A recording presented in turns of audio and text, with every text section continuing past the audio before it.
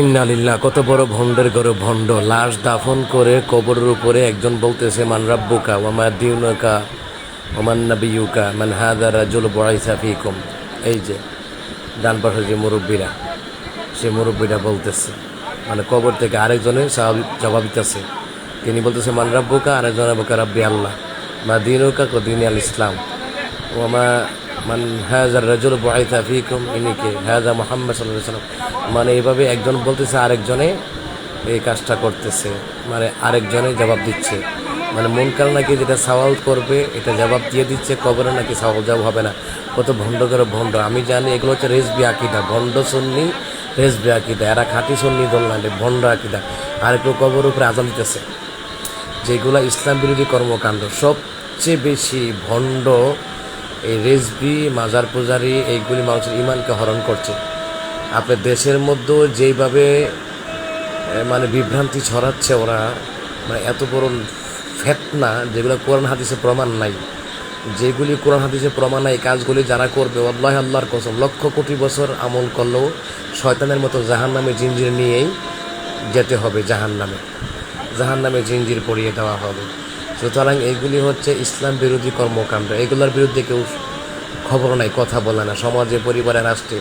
এই জন্যই আল্লাহ রাসূল বলেছেন তোমরা দ্বীনি ইলম শিখো, যেন তোমরা শিরিক, কুফর, বেদাত থেকে জেনে বুঝে শিরিক, বেদাত, কুফর মুক্ত আমল করতে পারো। আজকে সমাজে অধিকাংশ পয়সাওয়ালা শিক্ষিত মানুষ শিরিক, বেদাতি, কুফরি কাজে লিপ্ত, যার কারণে ইমান, আমল, নামাজ কোনো কিছু কবুল হয় না। ভণ্ড কবিরাজ, ভণ্ড সুন্নি, ভণ্ড রেজবি, এগুলো হচ্ছে ইমান হরণকারী দাজ্জাল। আল্লাহ তাআলা সব গুনাহ মাফ করবে, শিরিক, কুফর গুনাহ আল্লাহ মাফ করবে না। ইন্নাল্লাহা লা ইয়াগফিরু আন ইউশরাকা বিহি ওয়া ইয়াগফিরু মা দুনা যালিকা লিমান ইয়াশা।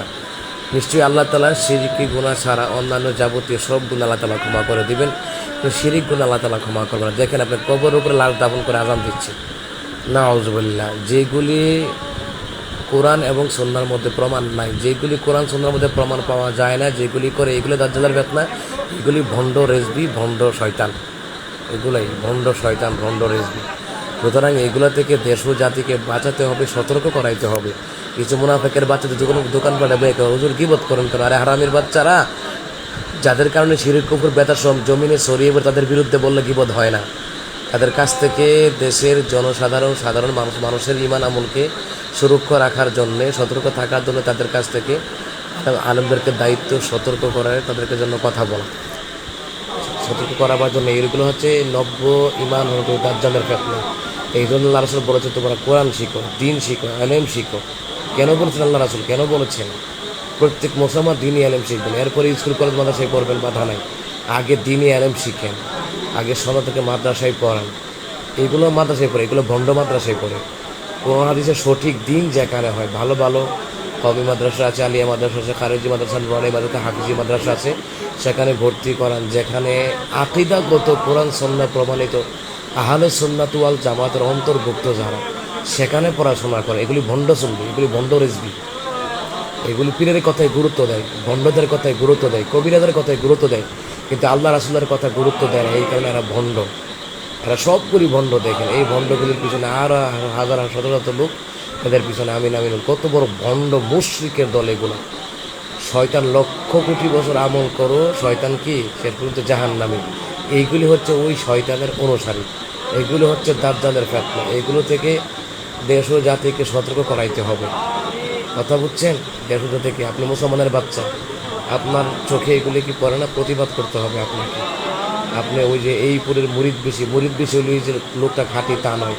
কোরআন সুন্নাহ অনুযায়ী প্রমাণ হবে কোন পীর খাঁটি, কোন আলেম খাঁটি, কোন মুফতি সাহেব খাঁটি। এই যে দেখেন ভণ্ডামি, আপনি দেখেন লোকটারে দাফন করলো ভণ্ডামি করে, জিয়ারত করলো ভণ্ডামি করে। সহিহ হাদিসের মধ্যে এমন কোনো প্রমাণ পাওয়া যায় না যে কবর উপরে আজান দিয়ে তার জন্য দোয়া করতে হবে এবং লাশটাকে দাফন করার সাথে সাথে বলতে হবে মান রাব্বুকা ওয়া দিনুকা ওয়া মান নাবিয়্যুকা বলতে হবে। আপনি চিন্তা কত বড় ভণ্ড। এইগুলো হচ্ছে দাজ্জালের ফিতনা। এই জন্য নবী বলছেন কিয়ামতের ময়দানে 1001 জান্নাতে যাবে, 999 জন জাহান্নামে যাবে। আবার বুঝেন কেমন বাছাই করা হবে, কেমন বাছাই করা হবে। কে জান্নাতে যাবে কে জাহান্নামে যাবে কীভাবে যে বাছাই করবেন আল্লাহ তাআলা কিয়ামতের ময়দানে অস্থাবাদী আমল করলই যে সে সুন্নি তা নয়, সে ভণ্ড, নাম্বার সারা ভণ্ড।